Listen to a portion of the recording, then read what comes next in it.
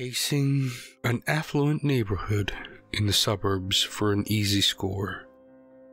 The three felons noticed a luxury SUV parked by itself in the driveway. The large property at the edge of the ritzy subdivision had tasteful decorations outside. The hedges were expertly manicured, and all of the interior lights were out. In their line of work, it was a promising sign. A family with that nice a vehicle and extra cash to spend on extravagant lawn maintenance would definitely own more than one car. It was summer vacation season. They were probably not at home. The exterior lighting illuminated the upscale dwelling, but not in an overtly attention-drawing sort of way. Being isolated and apparently vacant made the focus of their stakeout the perfect target for their nefarious purposes. The next-door neighbors wouldn't pay any attention to the clean-out crew's meticulously orchestrated intrusion. Once it went down, it would be an in-and-out, meticulous process. They were seasoned criminals with a job to do. Professional thieves like them knew which items could be fenced or pawned, and what wasn't even worth carrying out the front door. After scrutinizing the prime location for a couple hours, there had been no sign of occupancy. It was time to get the larceny underway. The locksmith jimmied open the back door at 2 a.m.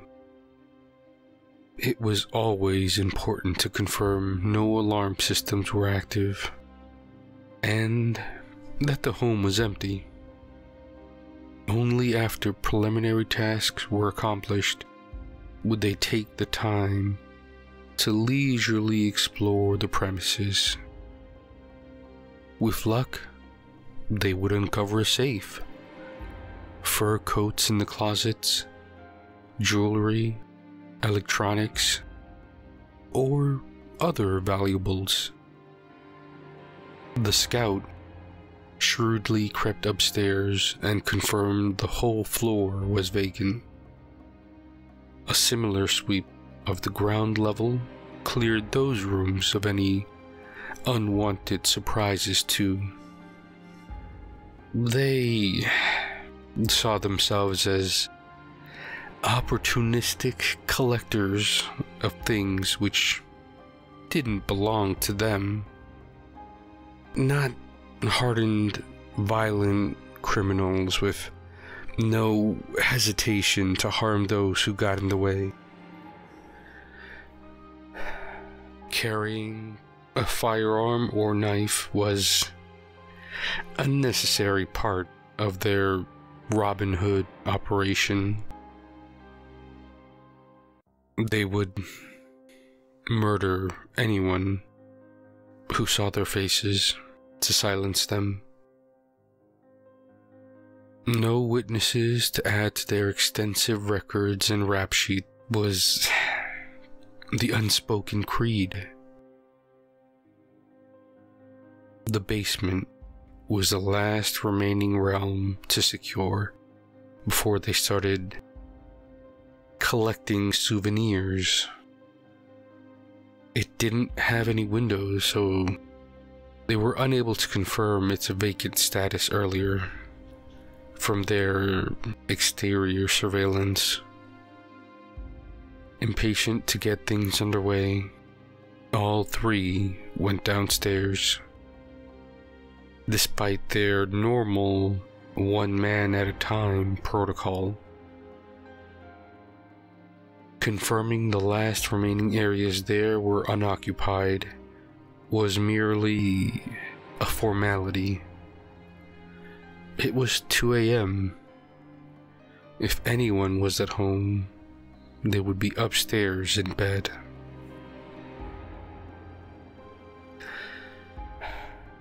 None of the darkly dressed thieves noticed at the time, but the heavy-duty basement door closed behind them with a secure thud. They crept downstairs and swept their flashlights around for one final visual inspection.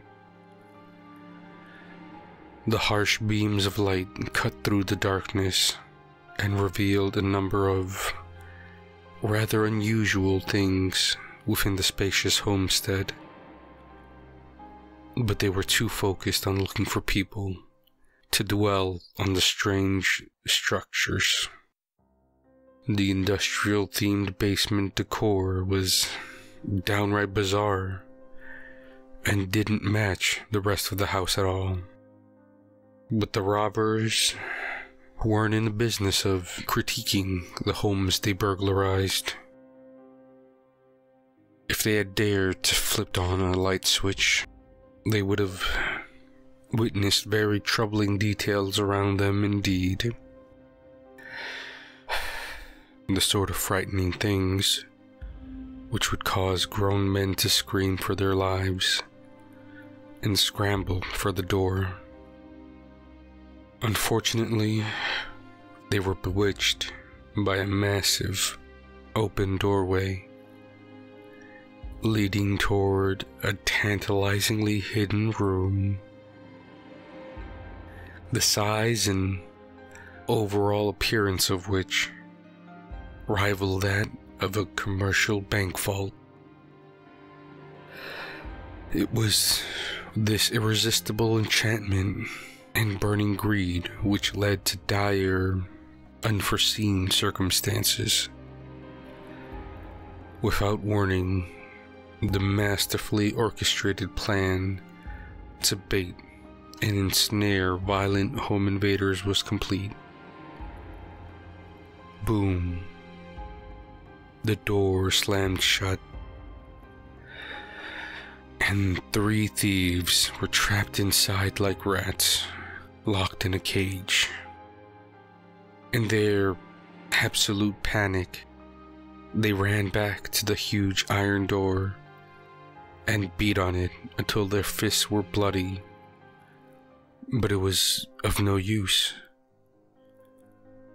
A downward spiraling series of moral failings on their part delivered them to this poetic, fatal predicament.